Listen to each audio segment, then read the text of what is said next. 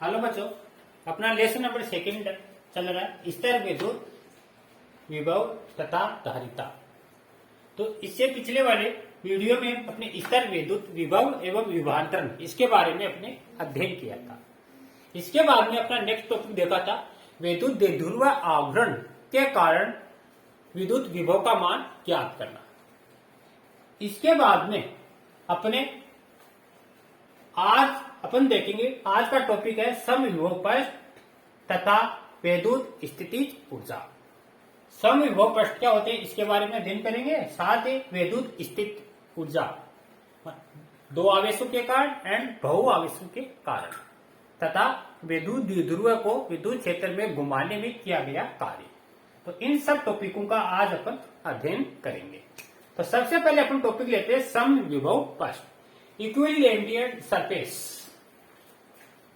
तो हेडिंग लिखते हैं अपन, मोस्ट है, एग्जाम में काफी इंपोर्टेंट है।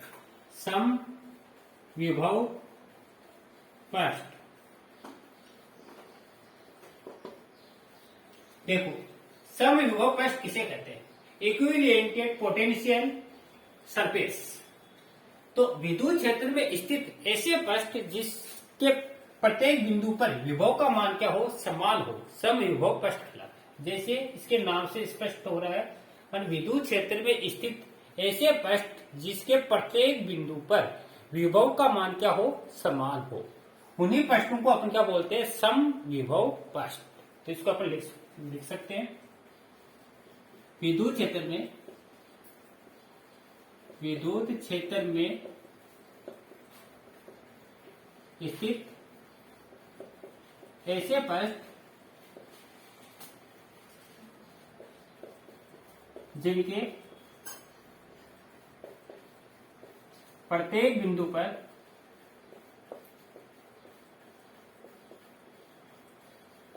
विभव का मान समान हो समविभव पृष्ठ कहलाता है। विद्युत क्षेत्र में स्थित ऐसे पृष्ठ जिसके प्रत्येक बिंदु पर विभव का मान क्या हो, समान हो, उसी को अपन क्या बोलेंगे, समविभव पृष्ठ। अर्थात V बराबर क्या, कांस्टेंट हो, नियत कांस्टेंट, तो उसी को अपन समविभव पृष्ठ बोलते हैं। अब समविभव पृष्ठ कैसे भी हो सकते हैं, आपके गोलाकार आकृति में भी हो सकते हैं, सकेंद्रीय भी हो सकते हैं, माने एक ही केंद्र हो सकता है, आयताकार पृष्ठ भी हो सकते हैं, तो आकृति कैसी भी हो सकती है और प्रत्येक बिंदु पर विभव सेम हो सकता है। अब इस जो समविभव पृष्ठ है इसके गुणधर्म इंपोर्टेंट है, ये देखेंगे। गुणधर्म क्या क्या प्रॉपर्टी हो सकते हैं, देखो पहली प्रॉपर्टी क्या है, देखो बच्चों, पहली प्रॉपर्टी है समविभव पृष्ठ के दो बिंदु पर, समविभव पृष्ठ के किन्हीं दो बिंदुओं पर विभव का मान हमेशा समान होता है। समविभव पृष्ठ के किन्हीं दो बिंदु पर विभव का मान समान होता है। तो पहली प्रॉपर्टी यह बच्चों, क्योंकि आपने देखा कि प्रत्येक जो भी पृष्ठ है उसके प्रत्येक बिंदु पर विभव सेम है, इसलिए समविभव पृष्ठ के कोई भी दो बिंदु ले लो, उस बिंदु पर विभव हमेशा क्या होगा, सेम होगा। कैसे? जैसे अपन को डायग्राम के द्वारा समझे, जैसे सपोज करो यहाँ पर आपका धन आवेश क्यों स्थित है। अब ये आपका केंद्र O मान लेते हैं, इस केंद्र O से आपके वर्ताकार सकेंद्रीय समविभव पृष्ठ बनाते हैं। जैसे ये पृष्ठ हो गया, ये पृष्ठ हो गया, जैसे ये पृष्ठ सकेंद्रीय पृष्ठ है। अब आवेश है, तो आवेश आपने पीछे पढ़ चुका है, विद्युत क्षेत्र रेखाएं बाहर क्यों निकलती हैं, ये विद्युत क्षेत्र रेखाएं होगी आपकी,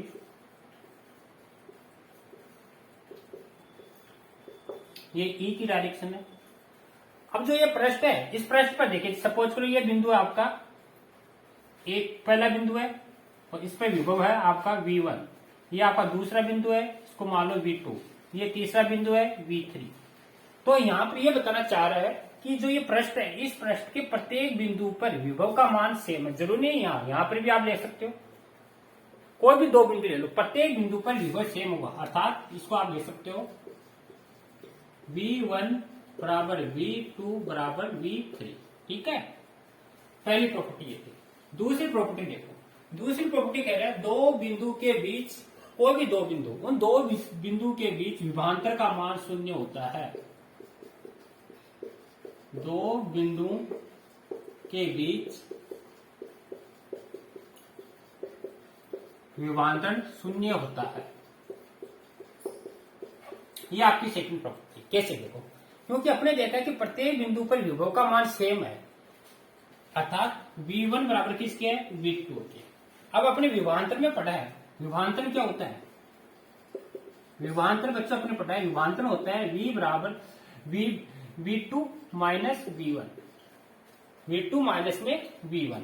अब दोनों क्या सेम है, तो सेम है तो विभवांतर क्या होगा, V12 बराबर शून्य। ये आपकी जरूरी नहीं है दो बिंदु है, ये दो बिंदु लो, कोई भी दो बिंदु ले लो, उनके बीच में विभवांतर का मान हमेशा शून्य होता है। तीसरी प्रॉपर्टी, तीसरी प्रॉपर्टी आपको कह रहा है आवेश को एक बिंदु से दूसरे बिंदु तक ले जाने में किया गया कार्य शून्य होता है। आवेश को एक बिंदु से दूसरे बिंदु तक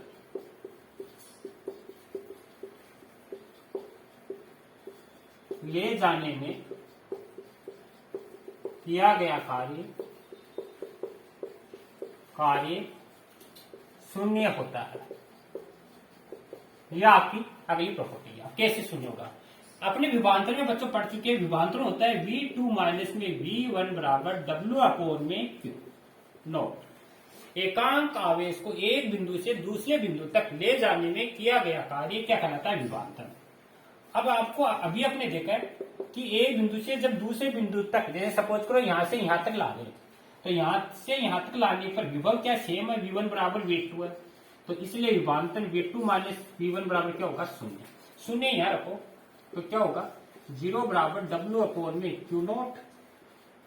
अब क्यों है, आवेश कभी शून्य नहीं होगा, इसलिए W बराबर क्या होगा, W बराबर शून्य, अर्थात किया गया कार्य क्या होगा, शून्य होगा। ये आपकी थर्ड प्रॉपर्टी है। चौथी प्रॉपर्टी देखो, चौथी कह रहे जो E की डायरेक्शन होती है वह सदैव पृष्ठ के लंबवत होती है। E का मतलब विद्युत क्षेत्र, विद्युत क्षेत्र की दिशा पृष्ठ के लंबवत होती है। तो ये अपनी नेक्स्ट प्रॉपर्टी है। कैसे, जैसे सपोज करो ये आपका पृष्ठ आयताकार पृष्ठ है, धनावेशित पृष्ठ है। अब धनावेशित है तो विद्युत क्षेत्र क्या होगा, इसके बाहर की ओर, लंबवत बाहर की ओर। क्योंकि अपने बल रेखाओं में पढ़ चुके हैं कि ये प्लस आवेश है, तो प्लस आवेश के कारण विद्युत क्षेत्र की डायरेक्शन बाहर की होती है, अतः विद्युत क्षेत्र की दिशा पृष्ठ की हमेशा क्या हो रही है, देखो लंबवत होती है। इसमें देख सकते हो आप, इसमें देख सकते हो ई की डायरेक्शन हमेशा पृष्ठ की क्या होती है, लंबवत होती है।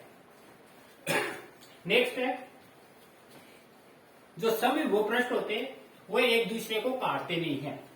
पांचवी प्रॉपर्टी, समविभव पृष्ठ एक दूसरे को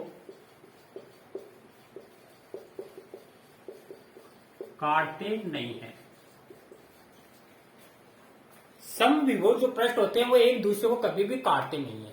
क्यों नहीं काटते, अगर काटेंगे तो एक ही बिंदु पर आपके विभव की दो दिशाएं हो जाएंगी, जो कि संभव नहीं है। इसलिए कभी भी समविभव पृष्ठ है काटते नहीं। कैसे, जैसे अपना आकृति के रूप में देखिए, जैसे ये आपकी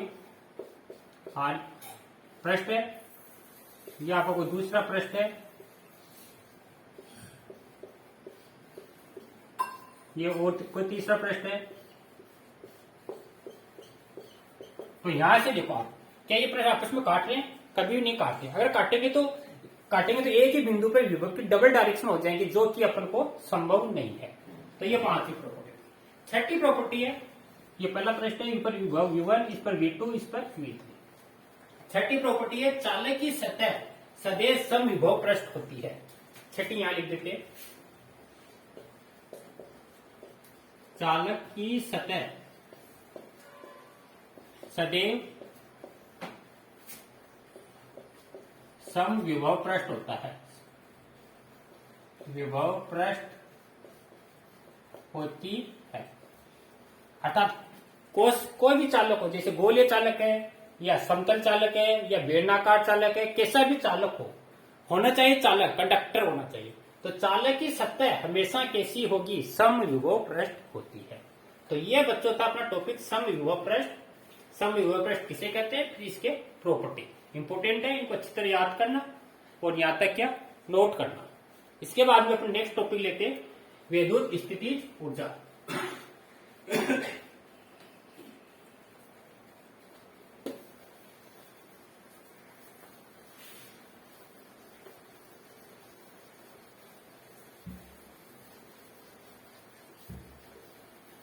तो अपना नेक्स्ट टॉपिक है स्थिर विद्युत स्थितिज ऊर्जा। स्थिर विद्युत स्थितिज ऊर्जा, इसको बच्चों यू से प्रदर्शित करते हैं। देखो स्थिर विद्युत स्थितिज ऊर्जा क्या होती है, तो अपने पीछे देखा है विभव में एंड विभवांतर में, माने कोई एकांक आवेश है, एकांक आवेश को अनंत से विद्युत क्षेत्र में विद्युत क्षेत्र के विरुद्ध लाने में किया गया कार्य विद्युत स्थितिज ऊर्जा कहलाती है। इसको ले सकते हैं किसी आवेश को अनंत से विद्युत क्षेत्र में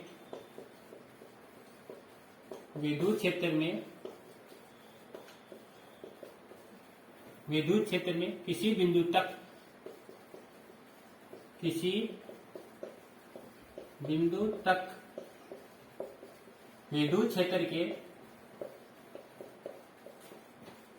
विद्युत क्षेत्र के विरुद्ध लाने में किया गया कार्य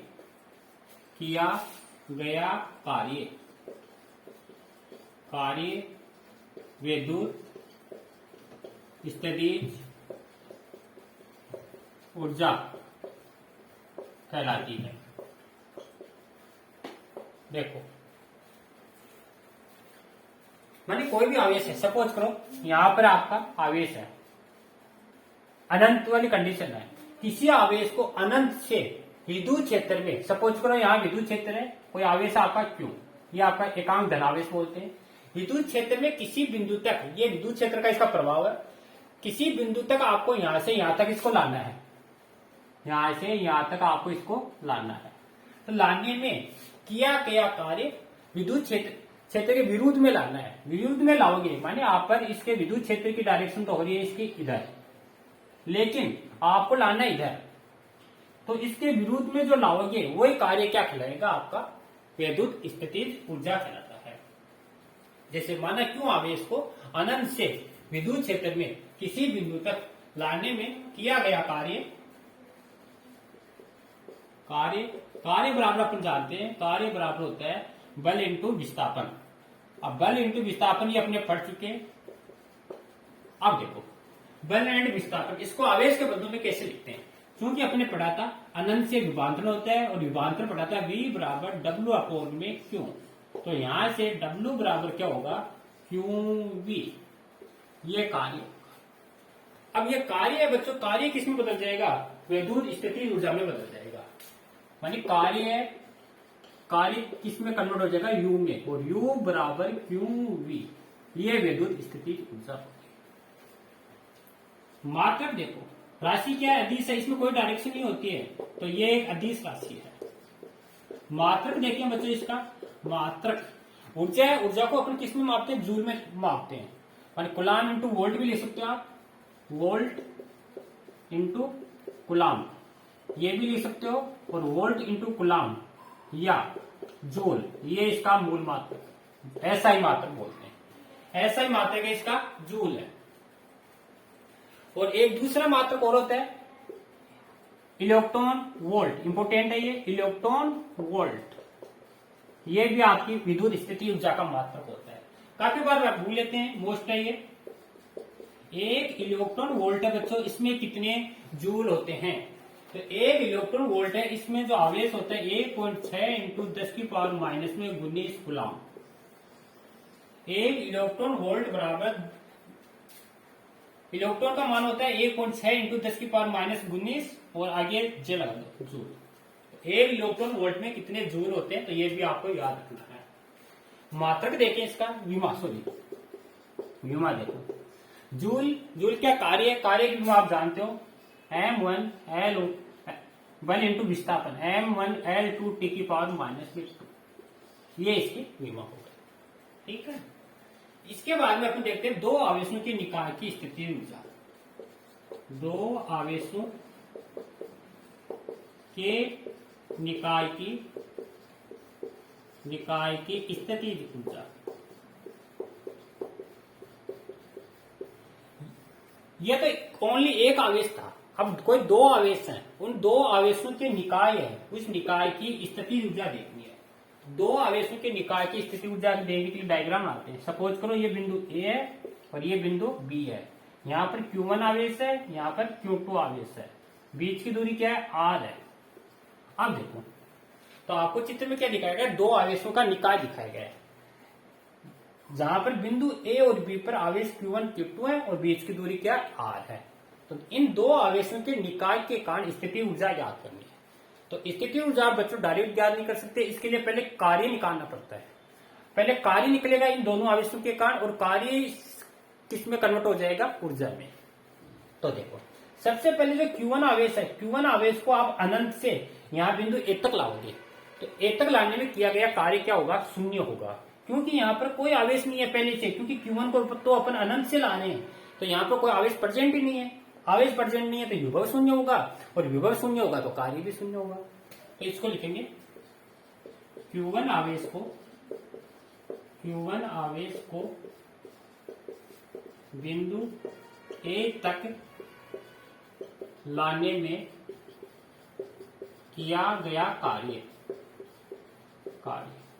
कितना होगा? W1 बराबर Q1 इंटू बिंदु ए पर विभव इंटू बिंदु ए पर विभव। देखो, अब बिंदु ए पर विभव का मान क्या? शून्य है बच्चों। V बराबर क्या है? शून्य, क्योंकि यहाँ पर पहले से कोई आवेश उपस्थित नहीं था, क्योंकि Q1 को तो अपन अनंत से लाए हैं, इसलिए W1 बराबर क्या होगा? Q1 इंटू 0, और क्या होगा? W1 बराबर शून्य। ठीक है बच्चों, पहला। अब देखो, अब Q2 आवेश को अब क्या करेंगे? अपन अनंत से लाएंगे।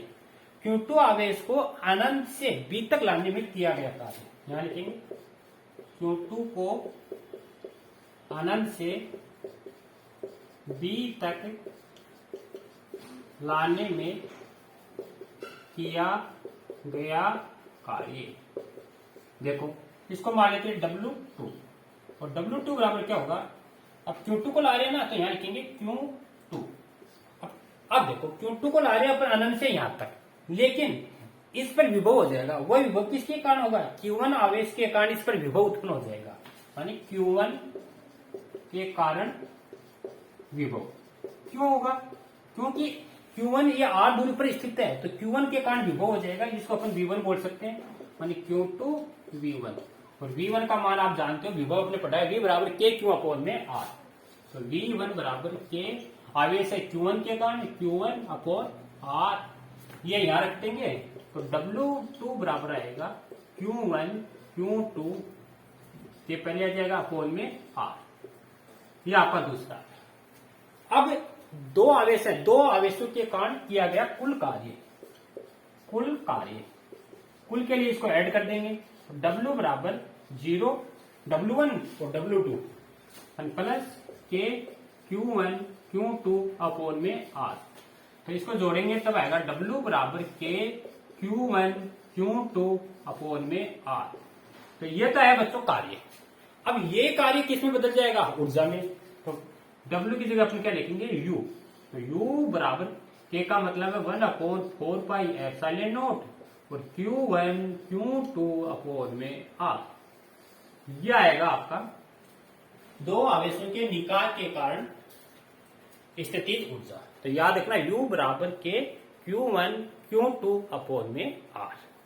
तो यहां तक नोट करना। स्थितिज ऊर्जा देखिए अपने और दो आवेशों के निकाल के कारण। अब अपन देखेंगे आगे बहु आवेशों के निकाल के कारण स्थितिज ऊर्जा। तो यहां तक नोट करो, फिर अपन आगे लेते हैं बहु आवेशों के निकाल के कारण स्थितिज ऊर्जा। बहु का मतलब बहुत सारे आवेश हैं।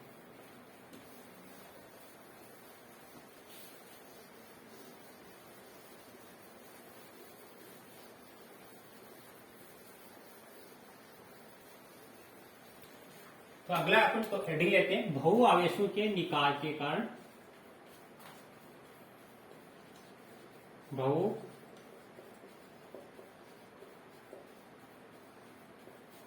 आवेशों के निकाल के कारण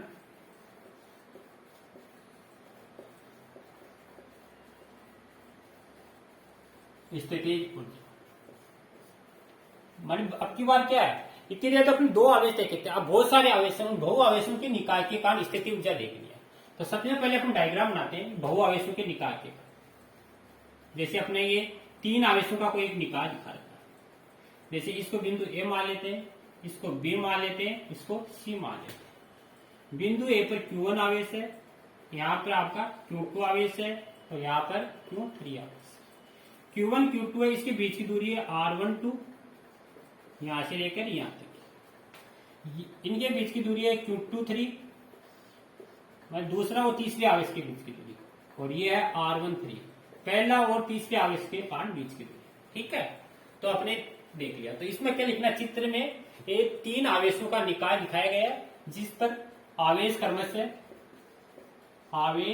क्रमशः Q1 Q2 Q3 स्थित है।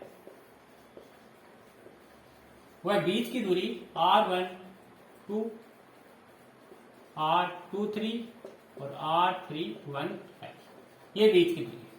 तो सबसे पहले अपन क्या करेंगे, Q1 आवेश है, इसको अनंत से बिंदु ए तक लाएंगे। तो यहां लिख सकते हैं Q1 आवेश को अनंत से ए तक लाने में किया गया कार्य। पहले की तरह पहले वही कार्य निकालेंगे और कार्य फिर किस में कन्वर्ट हो जाएगा, ऊर्जा में। तो कार्य कितना होगा अभी अपने पढ़ चुके हैं, क्योंकि यहाँ पर पहले से आवेश उपस्थित ही था। Q1 से लाए हैं, तो Q1 से लाने में किया गया कार्य क्या होगा, शून्य। अभी अपने थोड़ी देर पहले पढ़ा था, क्योंकि आवेश Q1 है और विभव यहाँ पर है नहीं, इस बिंदु पर विभव शून्य है, तो कार्य क्या हो जाएगा, शून्य। चलो दूसरा Q2 आवेश को अनंत से B तक लाने में किया गया कार्य। अब इसको लिखेंगे W2 बराबर क्या होगा, देखो बच्चों, इस बिंदु पर Q2 आवेश के कारण है Q2। अब विभव किसके कारण होगा, Q2 है, तो Q1 के कारण इस पर विभव भी होगा, क्योंकि दूरी आ गई। अभी Q2 मल्टीप्लाई Q1 के कारण विभव, अर्थात Q2 और V1, ये इसके कारण विभव होगा। और V1 कितना होगा, देखो V1 बराबर होता है V बराबर KQ अपॉन में R1, के Q1 अपॉन दूरी कितनी है, R12, यहां रख दो। तो W2 बराबर के Q1 Q2 upon R12, equation. ठीक, अब निकालेंगे Q3 आवेश को अनंत से लाने पर किया गया कार्य। Q3 आवेश को अनंत से लाने में किया गया कार्य। यहां पर आना सी बिंदु पर, तो कितना होगा, W3 बराबर Q3, और किसके कारण होगा, एक Q1 के कारण भी होगा और Q2 के कारण भी होगा। Q1 व Q2 के कारण विभव, तो देखो W3 बराबर क्या होगा, Q3। अब Q1 के कारण विभव आप V1 मान लो, और Q2 के कारण विभव आप मान लो V2 मान लो। ठीक है, दोनों रख दो। V1 अपन जानते हैं, V1 बराबर है के Q1 अब ये दूरी ये काउंट होगी इसमें R13 तथा V2 क्या होगा, V2 आपकी है, V2 बराबर क्या होगा KQ2 और दूरी होगी आपकी R23 या R सॉरी दोनों वैल्यू इसमें रख दो। तो W3 बराबर